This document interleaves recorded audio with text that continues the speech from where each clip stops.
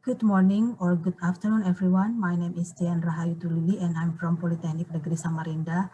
And today I'm going to present you a research titled Predicting Dengue Hemorrhagic Fever or DHF Incidence with Machine Learning Approaches, or a case study of DHF in East Kalimantan. This research has been done by Yohanes Windy, who is from Politeknik Kesehatan Surabaya, and Bambang Cahyono, Karya Budi Utomo, Ahmad Rafiq Hakim, who are from Politeknik Negeri Samarinda.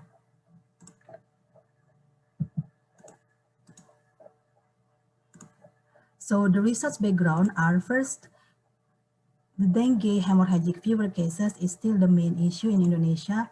And if we look at the cases in East Kalimantan, these cases tended to fluctuate in the last 5 years, that is from 2016 to 2020.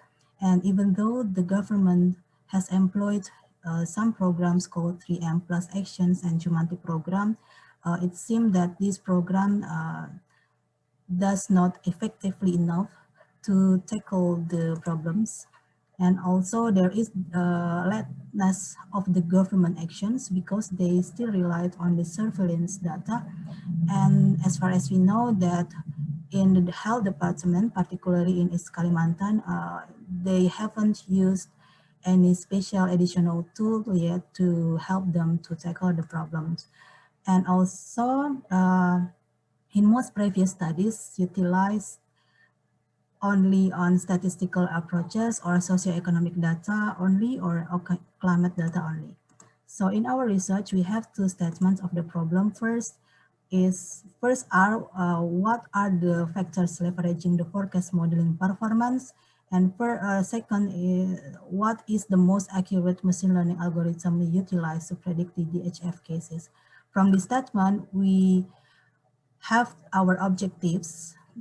Those are first to determine the factors leveraging in the forecast modeling, and second to employ machine learning methods in predicting the cases occurred in East Kalimantan.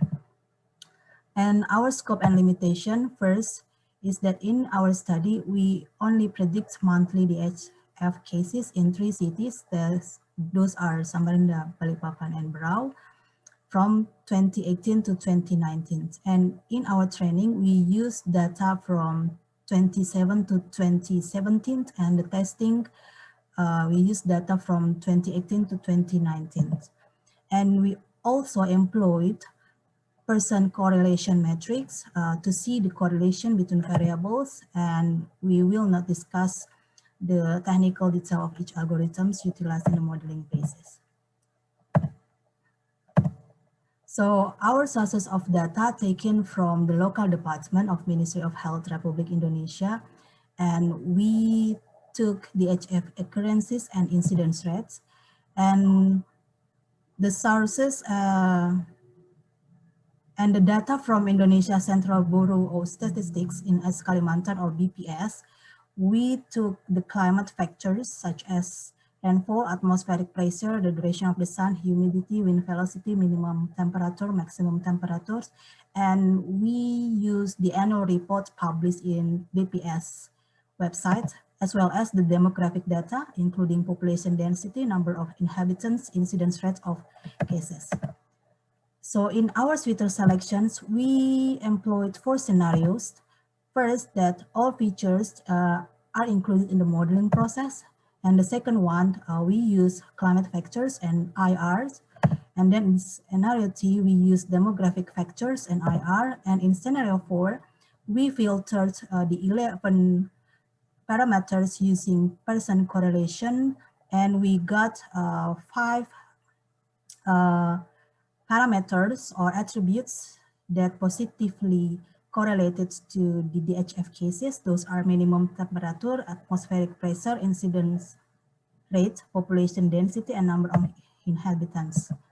And our findings, we can see from the table of root mean square error, or MSE, that in scenario 1, 3, and 4, the lowest value of our MSE is from the neural network algorithms. So we can see that in scenario 1, the neural network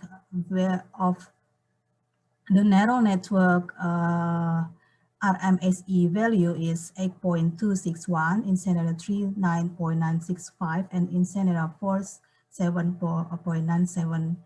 And in scenario 2, the generalized linear model gave the best results. Overall, scenario 4 gave the best result, or the lowest RMSE value, that is 7.970, and it is from the neural network algorithm. And the graphics showed about the DHF incidence and its predictions in 3 cities from 2018 to 2019, and the blue line show the predictions, and the green line show the DHF incidence. So these graphs resulted from the neural network modeling.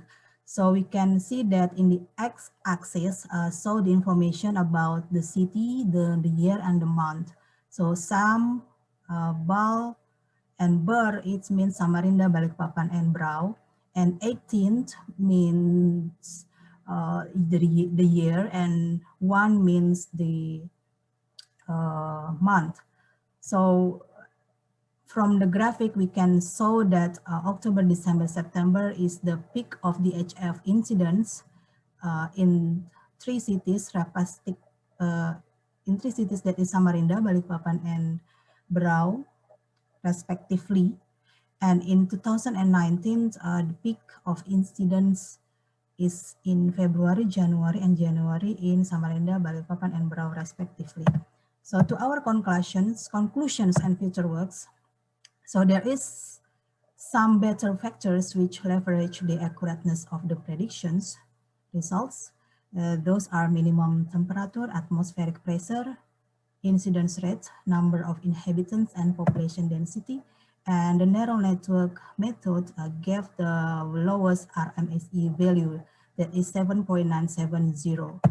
However, as the prediction should be in 1 year or monthly ahead, so the incidence rate, which is a dependent variable to the DHF incident in testing phase, that it should be predicted separately using the prior data. And this will be our next research. And as well as we would to do the research that we use the time window of prediction in weekly. So the last one, we would like to thank to Polytechnic Negeri Samarinda who support this research, and also to the local Department of Health Ministry of East Kalimantan that provided all the data used in the study. Okay, that's all our presentations, and thank you very much.